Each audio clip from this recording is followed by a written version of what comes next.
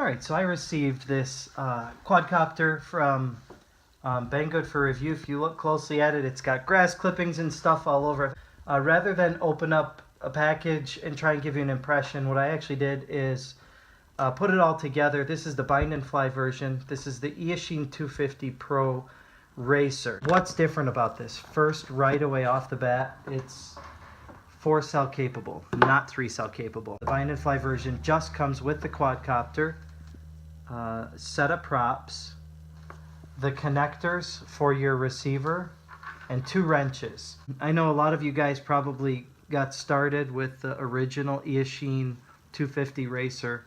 That thing was not a racer. I would say that thing probably set me back more than anything. And because the looks are so similar, I didn't know what to expect.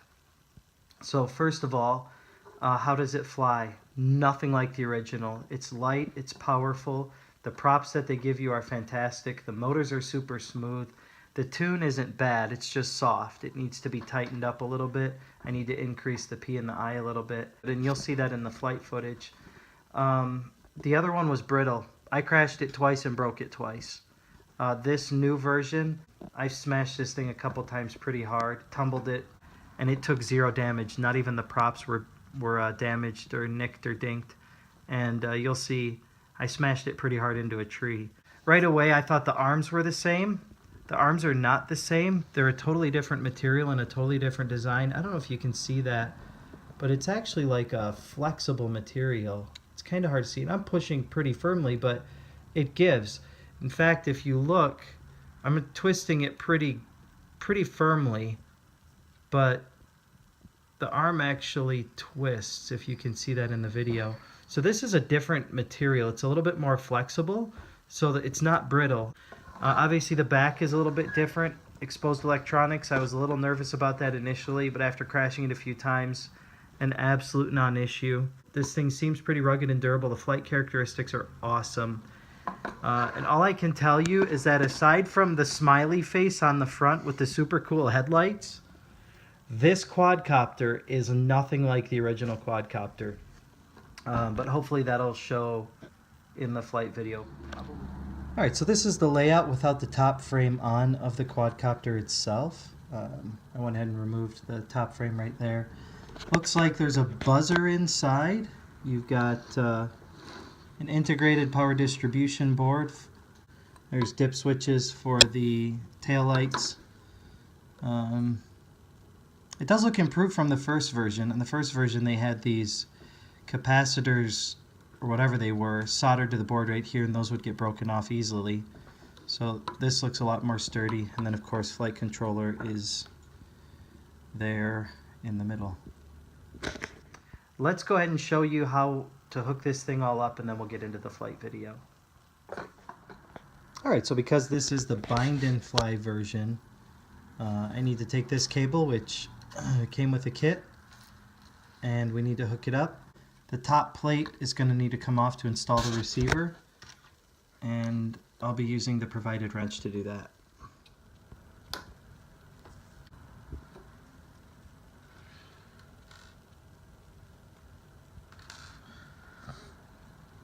Alright, so the top frame is removed, and now we can get this receiver situated in here using the plug that they provided.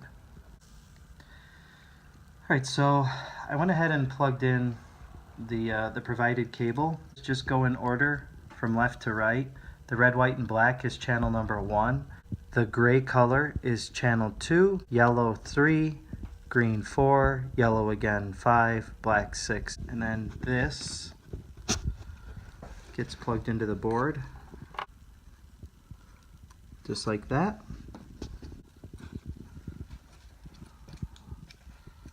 Spiral these wires, and then we'll mount it right here with a little bit of sticky tape. We're just going to take and set this back on top and screw it in.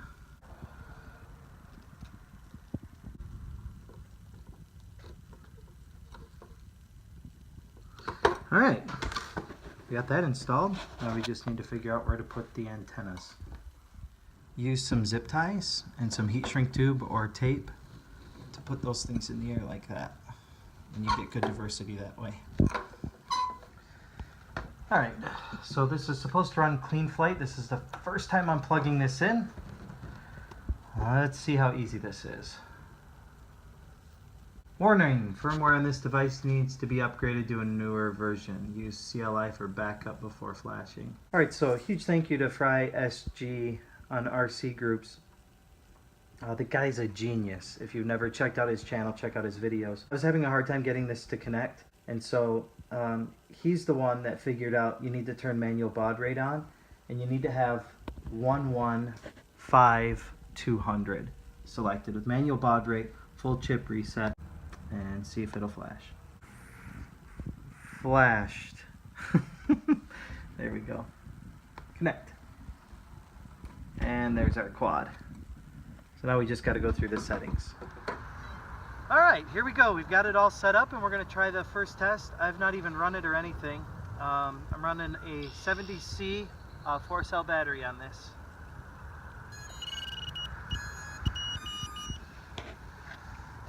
Alright, let's try a line of sight flight first, and then once we know that it works well, we'll get into the goggles.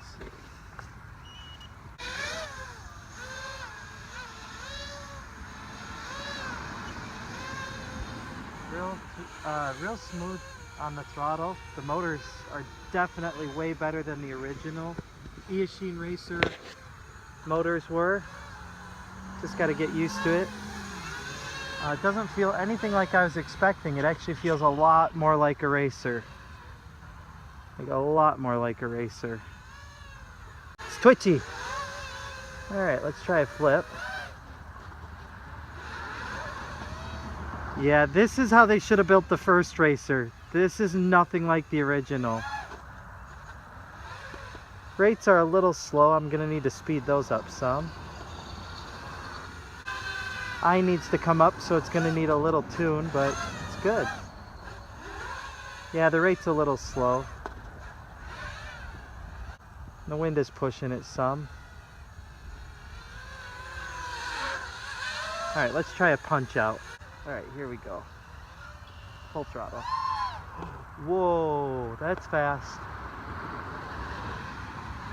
Oh, man. That was gone. Let's try that one more time. Wow. That may be the best punch out I have on any quad. Alright, at full power I'm getting some sort of really weird torque effect. It's launching hard to the right. But if I just go mostly full throttle, it's fine. Let's see, one more try here. Let's see, one more try. Yeah, it's torquing really weird. I'm not quite sure why that is. We'll have to play with it. It's possible that the tune isn't right, maybe? I'm not sure. But feels great. Flies really smooth. Flips super easy. There's a back flip. Alright, let's get in the goggles and see what we think of her. Goggles. Oh, so jumpy. I think I'm going to stay out in the open until I get used to this throttle. Oh man, is that punchy.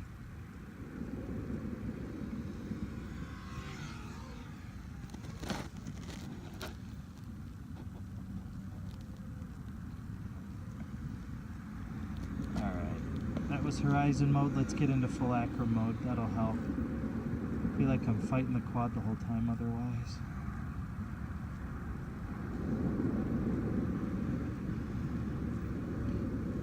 Camera is definitely not tilted enough.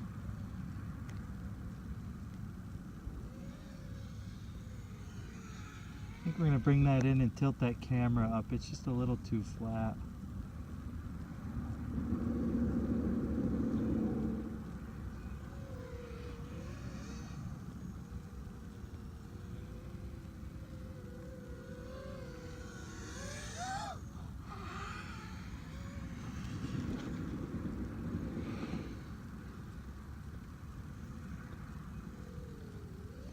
Yeah, I'm just looking at the ground the whole time otherwise.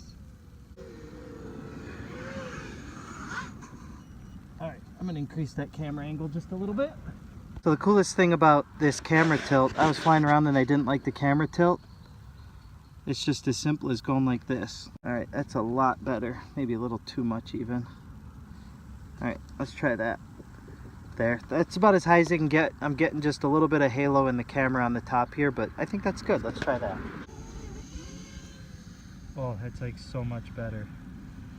Alright, now we can fly.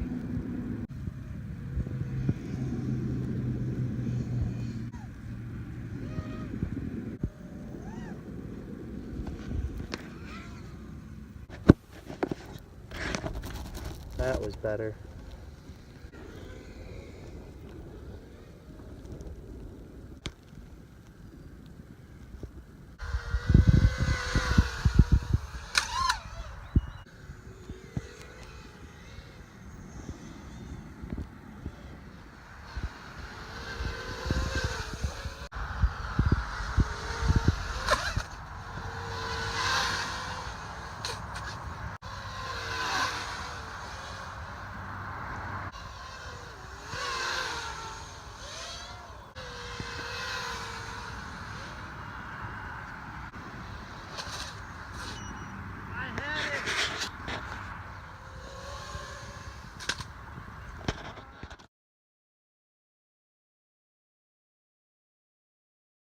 I think that this is an awesome quad, and I wouldn't hesitate to buy a second one if I burned this one up.